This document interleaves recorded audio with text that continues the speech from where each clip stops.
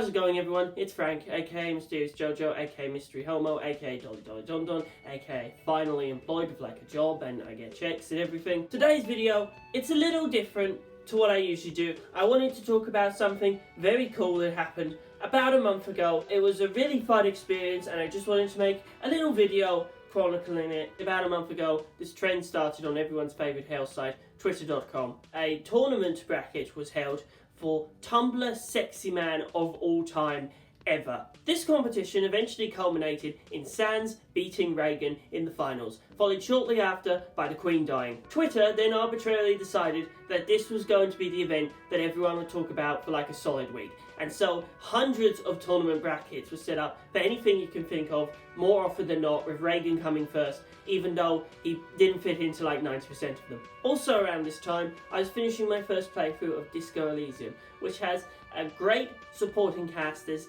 tons of fantastic characters to talk to all throughout that game, and that got me thinking, I wonder who's the best of all these characters. And so I decided to set up the Disco Elysium NPC tournament. Now, I did set up some rules for myself when I was putting this whole thing together. Number one, I couldn't decide who was going up against who. I found a bracket creator online and I narrowed the list down to 32 people, and I just threw the names in and I just clicked the button, and whatever came up, that's what it was going to be. I just want to stress this enough. I did not decide who was going up against who when I was setting this up. It just turned out that way. Number two, I had to include Reagan for the bit. I'm sure that there was some other character that you really wanted to be in the tournament if you were following it, but I had to include Reagan. I really wanted to include Contact Mike as well, but I couldn't find any official art of him, and you know, that's an event that you can potentially miss. Rule number three, I couldn't put in Kim. For those of you who haven't played the game, Kim is your supporting detective in the case you're taking on throughout the whole game. He's like your little companion character. He follows you around. Obviously, that alone would have been big enough to exclude him from being an NPC because he's got such a giant role in the game. But also, he's everyone's favourite character in the game ever. Like, at the very least, number two. You know, and it just would not have been fair to everyone else to put him in because it would have absolutely steamrolled the competition. There was a fourth rule. I wasn't going to put in any spoiler characters. There are certain characters in the game that I would consider them to be spoilers, you know?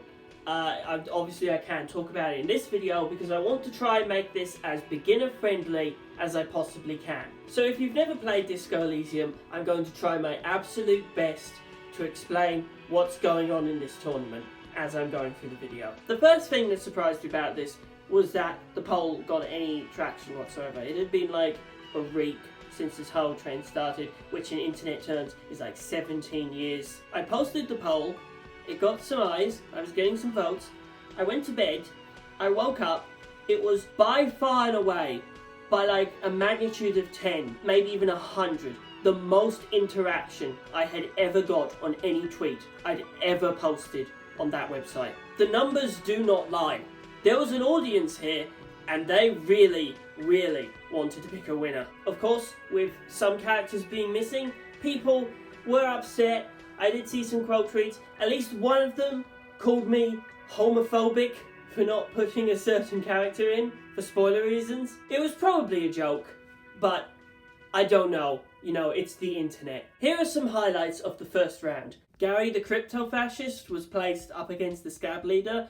For those of you who don't know, Gary the crypto-fascist is a crypto-fascist, and the scab leader, aside from being a scab, there are a number of other reasons why people don't like that character, but I can't talk about them. Evrot Claire went up against the racist lorry driver. Again, two really, really hated characters. Tommy Lahom versus Naya the Dice Maker. I got a lot of retweets on this one that were saying this was like finals tier and they were going up against each other in the first round. There was a lot of discussion about how unfair that one was. And look, once again, I don't decide who goes up against who. I just threw the names in and that's how it worked out. Same thing happened with Kuno versus Smoker on the Balcony, two extremely popular characters going up against each other in the first round. There was quite a fair bit of that going on in the tournament, but I guess it was inevitable. Titus Hardy, a big, strong, buff man, you know, very, that's the kind of character he is, was paired up against a 9-year-old girl.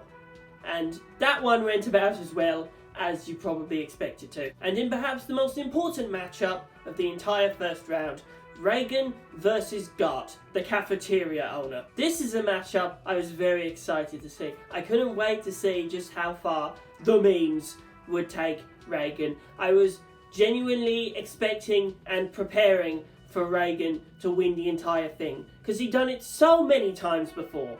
You know, there was like a chance in my mind that Reagan would have taken this entire thing. And so 24 hours passed, and you know, the results came in, and there was a lot of excitement and happiness and also sadness and also disappointment and stuff like that. But in a shocking twist, Gart managed to beat Reagan in round 1. Everyone's favourite meme boy was just annihilated. But all was not lost, because as the voting for the second round was happening, somebody set up a losers bracket, and they DM'd me and they asked, hey, is that okay? And I said yeah, and they put it up, and so I retweeted it, and Reagan was paired up in that losing bracket against the 9-year-old girl I mentioned earlier, and he still lost in the first round. I was so upset. I couldn't publicly show it, but I was very upset that happened. Now, the part that was the most exciting about the second round, aside from Kuno versus Cindy, which, you know, a lot of people were excited for that. Basically any matchup with Kuno in it. What I was looking forward to the most were the results of Titus versus Gart. Would we finally see justice? After what he did to Reagan, it was incredibly satisfying to see Gart get that ass banned and be flung out of the tournament. Get out of here, you fucker. You killed the funny, and you tried to charge me money to stay in your hotel. Dirty bastard. Unfortunately for Titus, he went up against Kuno in the third round, and this was one child that he definitely could not stomp. But at least before he went, he got justice for everyone's favourite funny psychic boy. Joyce went up against Egghead. For those of you who haven't played the game, Joyce is this great character. She's one of my favourites. She's this really well-spoken older lady. Again, I can't go too far into spoilers, but she gives you some great world building, and she's just very interesting to talk to. Meanwhile, Egghead is just a meme machine, and half of his dialogue consists of scooter references, so it shouldn't be surprising to you that he managed to beat out Joyce. Meanwhile, a very exciting development happened on the other side of the bracket, because Lillian and Clossier beat their opponents and we're going to go up against each other in the semi-finals. Now again, for those of you who don't know, Clossier is a very popular character. She's integral to solving the murder, and her dialogue goes to some very interesting and cool places. Lillian is a hot babe that you can take on a date, and she has a sword.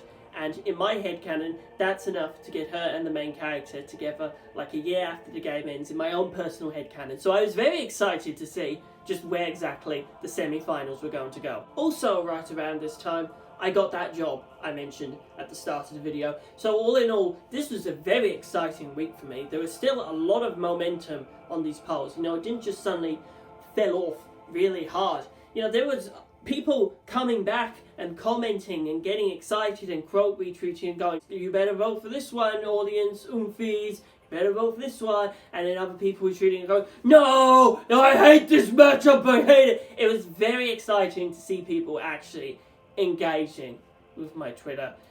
And that's why I made this video, you know, because people paid attention and made it a really fun thing. Also right around this time, the official Disco Elysium Twitter account liked the original tweet, which, you know, looking back on it now, it's a little awkward knowing what was going on at the company at that time. But back then, you know, it was cool.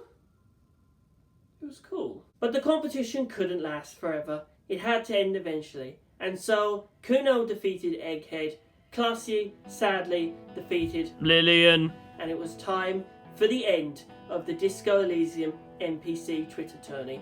Classy versus Kuno. Which of these characters would become the absolute, definitive, the greatest, official, legally stamped? It was Kuno. There was basically no competition.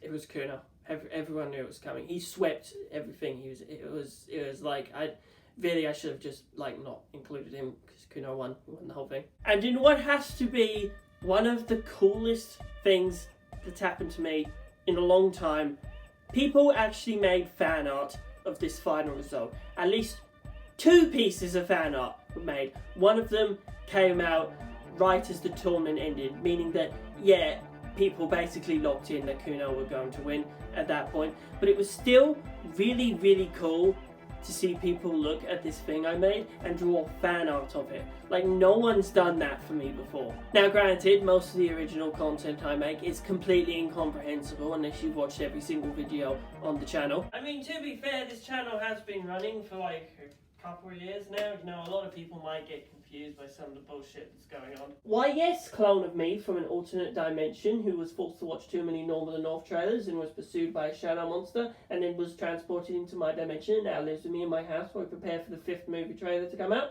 That's exactly right, it can get a little bit complicated, thank you. He gets it, you know? Don't fucking talk to me. And that was basically it.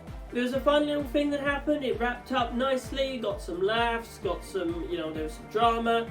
There was a lot of stuff going on, got some official recognition, got some fan on. Everyone had a good time, and we ultimately decided that, yeah, Kuno is the best Disco Elysium character of all time that isn't Kim, or the main character, or any of the characters that I didn't include. Who knows how this could have gone if I'd left out some of the more popular characters? You know, if I took out Titus and Classy and Kuno especially, and we just made it like the weirdos around town. You know, how would that have gone, I wonder? Tune in next week when I start a brand new Twitter tourney about, I don't know, Resident Evil 4 versions or some shit like that.